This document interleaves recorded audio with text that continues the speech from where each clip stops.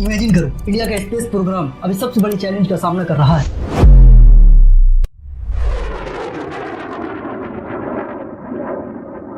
कि traditional rockets को छोड़कर एक एक्सपेरिमेंटल सोलर रॉकेट पर शिफ्ट होना। कि ISRO Indian space research organisation ये अनाउंस करे कि अब रॉकेट्स बिना एक भी बूंद फ्यूल के लॉन्च होंगे, सिर्फ सनलाइट, सूर्य की रोशनी से, जो जीरो फ्यूल, जीरो पॉल्यूशन, बस एक फ्यूचरिस्टिक सिस्टम जो ट्रेडिशनल रॉकेट्स को रिप्लेस करके एक मैसिव सोलर पावर इलेक्ट्रोमैग्नेटिक रिलीगेंस में बदल दे। लेकिन अर्थ की ब्रूटल ग्रेविटी, एटमॉस्फेयर का ड्रैग और स्लो एक्सेलरेशन क्या इस ड्रीम को तोड़ देगी, या फिर ये zero emission space revolution India को ग्लोबल लीडर बना देगा?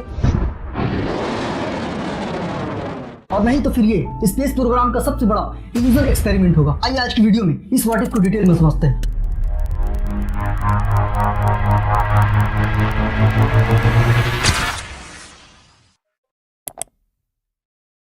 जो लिसन, आज दुनिया में ऑलमोस्ट सारी रॉकेट्स फ्यूल से लॉन्च होती है, लेकिन इस रॉकेट्स आइडिया को अगर सोलर में कन्वर्ट करना चाहे तो सिर्फ सोलर एनर्जी से रॉकेट और सैटेलाइट लॉन्च करने के लिए इंडिया को लेजर, थर्मल और इलेक्ट्रोमैग्नेटिक सिस्टम को यूज करना होगा, जो कि अभी तक इसरो ट्रेडिशनल केमिकल प्रोपेलेंट्स पर डिपेंड करती है, जो कि ये इफेक्टिव तो है लेकिन कार्बन इनिशिएटिव मींस पॉल्यूशन करता है और कॉस्टली भी होता है। इंडिया को जीरो एमिशन मॉडल पर जाने के लिए मींस जहाँ पे पॉल्यूशन और हार्मफुल गैसेज रिलीज ना हो, हमें कंबंशन बेस्ड रॉकेट को कंप्लीटली अबंडेंट छोड़ना पड़ेगा और उसकी जगह इलेक्ट्रोमैग्नेटिक या फोटोनिक प्रोपल्शन सिस्टम को यूज करना होगा। और अगर इस पूरे स्पेस प्रोग्राम की सोलर सिस्टम को इंजीनियरिंग पॉइंट ऑफ व्यू से देखें तो एक ground based electromagnetic super power machine बनानी होगी, जो कि सैटेलाइट या रॉकेट्स को रिलीगन विच मींस गन की तरह स्पेस में शूट करेगी, ताकि पेलोड को जमीन से ही एक्सेलरेट करके ऑर्बिटल स्पीड तक ले जाया जा सके।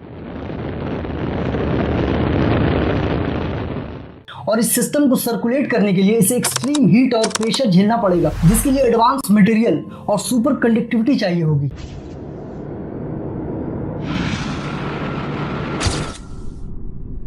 और इसको पावर देने के लिए इसे इंस्टेंट एनर्जी ट्रांसफर चाहिए होगी, जो कि नेशनल ग्रिड से भी ज्यादा हो, विच मींस पूरे देश की इलेक्ट्रिसिटी से भी ज्यादा बिजली रिक्वायर होगी इस सिस्टम को सर्कुलेट और पावर करने के लिए। और इंटरेस्टिंग, इस प्रोजेक्ट के लिए एक सोलर फार्म नहीं बल्कि इस प्रोजेक्ट के लिए एक सोलर एम्पायर बनाना पड़ेगा, इतना बड़ा जो कि मुंबई जैसे सिटी से भी ज्यादा एरिया कवर करेगी। और मिलियंस ऑफ डॉलर एक्सपेंड करके सनलाइट की एनर्जी कलेक्ट की जाएगी और फिर इस एनर्जी को एडवांस सुपर कैपेसिटर में स्टोर करके यू इमेजिन सिर्फ माइल सेकंड में इस एनर्जी को रिलीज किया जाएगा रॉकेट को लॉन्च करने के लिए। यानी कई दिनों की मेहनत सिर्फ कुछ ही सेकंड में यूज हो जाएगी। और इस सिस्टम को सर्कुलेट करने के लिए सबसे बड़ा चैलेंज का फेस करना पड़ेगा कि मानसून के दौरान जब आसमान बादलों से ढक जाता है, तब ये क्लाउड्स और बारिश इस पूरे सिस्टम को अनस्टेबल बना सकता है। इसके लिए सिर्फ सोलर पैनल से काम नहीं चलेगा, बल्कि इस सोलर फार्म के लिए world class bullet proof infrastructure बनाना पड़ेगा, जिसमें बैकअप सिस्टम, AI मॉनिटरिंग और 24/7 मैनेजमेंट सिस्टम होगी।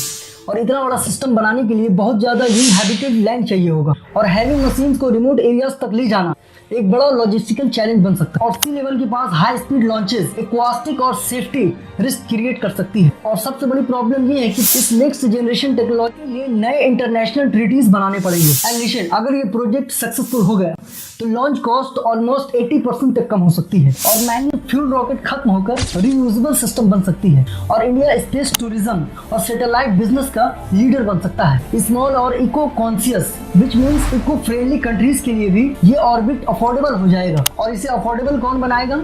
Of course India. ये सिर्फ इंडियन टेक्नोलॉजी का प्रोजेक्ट नहीं है, ये फ्यूचर स्पेस का ब्लूप्रिंट है, जहां इंसान स्पेस तक पहुंचता है बिना अपने प्लेनेट को नुकसान पहुंचाए। सब्सक्राइब। जय हिंद।